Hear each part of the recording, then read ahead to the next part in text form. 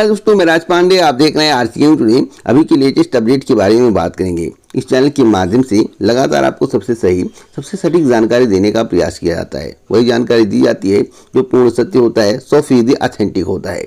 100% authentic जानकारी के लिए इस चैनल से जुड़ सकते हैं, चैनल को सब्सक्राइब कर सकते हैं। वीडियो को ध्यान से सुनेंगे, पूरा वीडियो सुन लेंगे, चैनल से जरूर खुश होंगे। इस चैनल के माध्यम से तभी जानकारी दी जाती है जब खबरें पूर्णतः सही और सटीक होती हैं।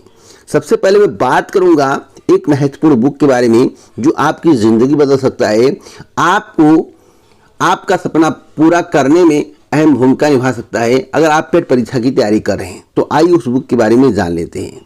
80 पीईटी परीक्षा की तैयारी करने वाले प्रतियोगी छात्रों के लिए बहुत ही अच्छी खबर है। अगर आप यूपी पीईटी परीक्षा की तैयारी कर रहे हैं, पीईटी परीक्षा क्वालिफाई करना चाहते हैं, तो चक्षु प्रकाशन ने आपके लिए जबरदस्त एसटीडी गाइड तैयार किया है। इस एसटीडी गाइड और प्रैक्टिस सेट के माध्यम से आप अपनी तैयारी को बहुत ही बेहतर कर पाएंगे। इतना बेहतर कि आने वाली परीक्षा में आप बैठेंगे तो आपके अच्छे मार्क आएंगे। जब अच्छे मार्क आएंगे तो परसेंटाइल अच्छा होगा, परसेंटाइल अच्छा होगा तो आने वाली भर्तियों में आप अप्लाई कर पाएंगे और मुख्य परीक्षा दे पाएंगे। आपको बता दें, यह बुक जो तैयार किया गया है यह परीक्षा पाठ्यक्रम पर आधारित है। इस बुक में आपको 2200 प्लस महत्वपूर्ण बहुविकल्पीय प्रश्न देखने को मिलेगा जो कि व्याख्यात्मक हल सहित होगा। जब व्याख्या के साथ होगा तो समझने में आसानी होगी। 6 सॉल्व पेपर देखने को मिलेगा जो कि 2022 सहित होगा। इस बुक के प्रश्नों को अगर देखें तो बहुत ही जबरदस्त प्रश्न हैं। प्रश्नों की क्वालिटी देखकर आपका दिल खुश हो जाएगा। आप अपने स्क्रीन पर यूपी महत्वपूर्ण गाइड यूपी पीईटी की प्रैक्टिस से देख रहे हैं। अगर आप पीईटी परीक्षा की तैयारी कर रहे हैं तो इन दोनों बुकों को आपको ऑनलाइन मंगवा लेना चाहिए। ऑनलाइन कैसे मंगवाएंगे तो डिस्क्रिप्शन बॉक्स में लिंक है, उस लिंक पर क्लिक करके इन दोनों बुकों को ऑनलाइन मंगवाएं और अपनी तैयारी को धार दे बहुत ही बेहतर करें। सबसे पहले मैं बात करूंगा पहली खबर के बारे में। महत्वपूर्ण खबर है चुनाव को लेकर। देश में चुनाव होना है। 2024 का लोकसभा चुनाव बहुत ही महत्वपूर्ण है और मैं आपको बता दूं, पिछले की अपेक्षा अब की बार चुनाव जल्द हो सकता है। दोस्तों, कल मेरे द्वारा टेलीग्राम पर एक पोस्ट किया गया था। उस पोस्ट को आपने देखा या नहीं देखा, एक बार जाइए देख लीजिए। एक चुनाव को लेकर, एक चुनाव के लिए कमेटी का गठन कर दिया गया है। केंद्र सरकार ने एक देश एक चुनाव की संभावनाएं तलाशने के लिए एक समिति का गठन किया है। इस समिति की कमान पूर्व राष्ट्रपति रामनाथ कोविंद संभाल सकते हैं। भाजपा अध्यक्ष जेपी नड्डा ने भी शुक्रवार को पूर्व राष्ट्रपति से मुलाकात की है। सूत्रों के अनुसार पूर्व राष्ट्रपति रामनाथ कोविंद को इस समिति का अध्यक्ष बनाया जाना है। समिति कवायद और तंत्र की व्यवहार्यता का पता लगाएगी कि देश में लोकसभा और राज्यसभा यानी कि राज्य विधानसभा चुनाव एक साथ कैसे कराए जा सकते हैं। अब सवाल है, क्या केंद्र सरकार के चाहने से एक देश एक चुनाव हो सकता है? और आखिरकार केंद्र सरकार जल्द से जल्द चुनाव करवाना क्यों चाहती है? मोदी सरकार चुनाव करवाना क्यों चाहती है? देखिए दोस्तों, लगातार बीजेपी का ग्राफ गिर रहा है। सर्वे में देखिए, और सर्वे जो आ रहे चौंकाने वाले हैं। सर्वे के अनुसार ऐसा प्रतीत हो रहा कि जैसे जैसे समय बीतेगा और चुनाव में विलंब होगा, बीजेपी की सीटें लगातार कम होती चली जाएंगी, ऐसा उन्हें लग रहा है। तो एक साथ चुनाव कराना और जल्द से जल्द चुनाव कराना बीजेपी की प्राथमिकता में हो सकता है।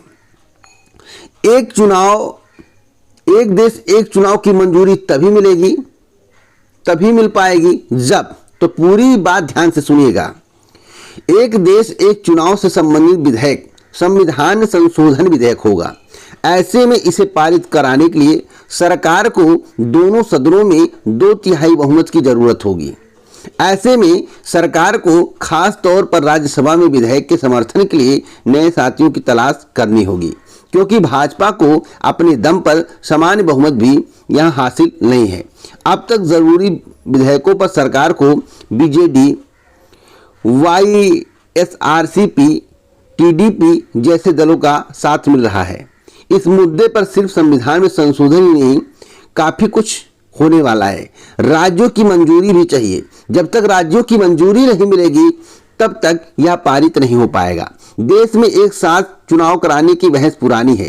राष्ट्रपति बनने के बाद कोविंद ने इसका समर्थन किया था। प्रधानमंत्री नरेंद्र मोदी ने इस बहस को नए सिरे से शुरू किया है। उन्होंने राज्यसभा में अपने भाषण के अलावा भाजपा की राष्ट्रीय कार्य समिति में भी अलग अलग चुनाव होने के कारण विकास कार्यों पर पड़ने वाले प्रतिकूल असर का हवाला देते हुए एक साथ चुनाव की हिमायत की थी। मैं आपको बताना चाहता हूं, अब जो महंगाई का मुद्दा था, जो बेरोजगारी का मुद्दा था, जो इत्यादि मुद्दे थे, उसको डाइवर्ट करके एक देश एक चुनाव पर किया जा सकता है, ऐसा लोगों का कहना है। देखिए, लोग मीडिया के सामने बोलने पर कतराते हैं, बोल नहीं पाते हैं, कौन सा डर है। लेकिन अगर अकेले में बात करो विदाउट कैमरा तो आपको पता चलेगा कि वास्तविक क्या हो रहा है। जो जानकार है उनसे बात करोगे तो समझ में आएगा कि इन मुद्दों को दबाने के लिए ऐसा किया जा रहा है। परंतु इतना आसान यह नहीं है जो बीजेपी करना चाहती है, केंद्र सरकार करना चाहती है। अब मैं आपको बता दूं, अनुच्छेद 85 में राष्ट्रपति को समय से पहले लोकसभा भंग करने का अधिकार है। तो हमने क्या कहा कि बीजेपी का ग्राफ पहले के हिसाब से घटा है। इंडिया गठबंधन में अगर वोटों की संख्या देखें तो बीजेपी का जो दल है, बीजेपी के जो समर्थन है, बीजेपी का जो टीम है, उसका 22 करोड़ वोट बनता है। और इंडिया का जो गठबंधन है, इंडिया के साथ जो टीम है, उनका 26 करोड़ वोट बनता है। तब भी एक यह चिंता का विषय है, 26 करोड़ 22 करोड़ 4 करोड़ का डिफरेंट है। 4 करोड़ का अंतर आपको देखने को मिल रहा है वोटों में। अब अनुच्छेद 85 में राष्ट्रपति को समय से पहले लोकसभा भंग करने का अधिकार दिया गया है। अनुच्छेद 172 में विधानसभा का कार्यकाल 5 वर्ष निश्चित किया गया है। अनुच्छेद 174 के तहत राष्ट्रपति को लोकसभा और राज्यपाल को विधानसभा भंग करने का अधिकार दिया गया है। अनुच्छेद 356 बहुत ही महत्वपूर्ण है दोस्तों। अनुच्छेद 356 में राज्यपाल की सिफारिश पर राज्य में राष्ट्रपति शासन लागू किए जाने का प्रावधान है। एक देश एक चुनाव के लिए संविधान के इन सभी अनुच्छेदों में संशोधन करना होगा, तभी एक देश एक चुनाव हो सकता है। तो आपको पूरी बात समझ में आ गया होगा आखिरकार इसका पैतरा क्यों चला जा रहा है, आखिरकार एक देश एक चुनाव क्यों होना चाहिए, क्या विपक्षी पार्टियां इसका समर्थन करेंगे, एक देश एक चुनाव होने से क्या लाभ है, क्या वास्तव में यह देश के लिए सही है या गलत है, इसका निर्णय जनता और आप लोग कर सकते हैं। आप अपना मत दीजिए। गलत सही का निर्णय भाई जो शासन सत्ता में बैठे हैं वही करेंगे, लेकिन आप अपना मत दीजिए। आखिरकार मोदी सरकार एक देश एक चुनाव क्यों चाहती है, कमेंट बॉक्स में जरूर बताएं। अब मैं बात करूंगा पुलिस में कंप्यूटर प्रोग्रामर व ऑपरेटर की भर्ती को लेकर। बहुत ही अच्छी खबर है, गुड न्यूज है। मैं आपको बताना चाहता हूं कि कंप्यूटर की शिक्षा ग्रहण करने के बाद सरकारी नौकरी की तलाश करने वाले युवाओं को राज्य सरकारी नौकरी की सौगात देने जा रही है। उत्तर प्रदेश पुलिस भर्ती एवं भर्ती बोर्ड ने पुलिस में कंप्यूटर ऑपरेटर ग्रेड 2 और कंप्यूटर ऑपरेटर ग्रेड 1 के पदों पर भर्ती की प्रक्रिया शुरू कर दी है। भर्ती बोर्ड ने परीक्षा कराने के लिए कार्यदायी संस्था से आवेदन मांगा है। संस्था का चयन हो जाने के बाद अभ्यर्थी से ऑनलाइन आवेदन लेने की प्रक्रिया शुरू होगी। दोस्तों मैं आपको बताना चाहता हूं, बहुत स्पष्ट जानकारी देना चाहता हूं। अब यह सितंबर माह चला जाएगा, अक्टूबर माह में इसका विज्ञापन देखने को मिल सकता है। अगर इसका विज्ञापन पहले आ गया तो गारंटेड कहता हूं कि उत्तर प्रदेश पुलिस भर्ती का विज्ञापन नवंबर खिसक जाएगा।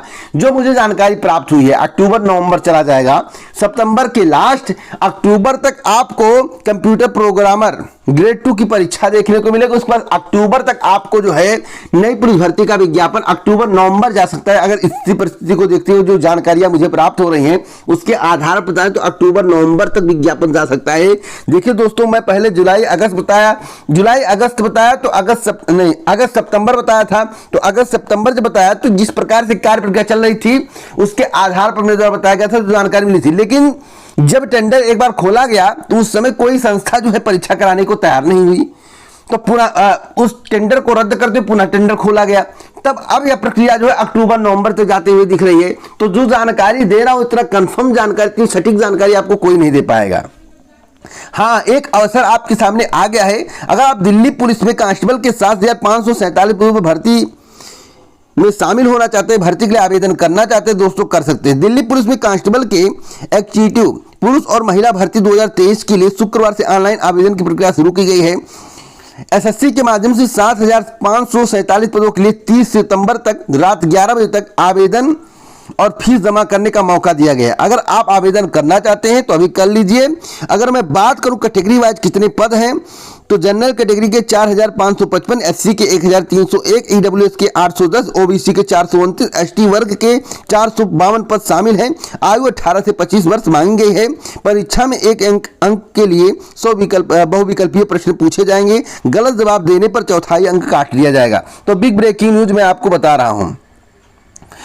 अब मैं बात करूंगा यूपी की। यूपी के माध्यम से पेट का आवेदन लिया गया। आवेदनों की संख्या में काफी गिरावट देखने को मिली। पेट से अभ्यर्थियों का मोह भंग हो गया है।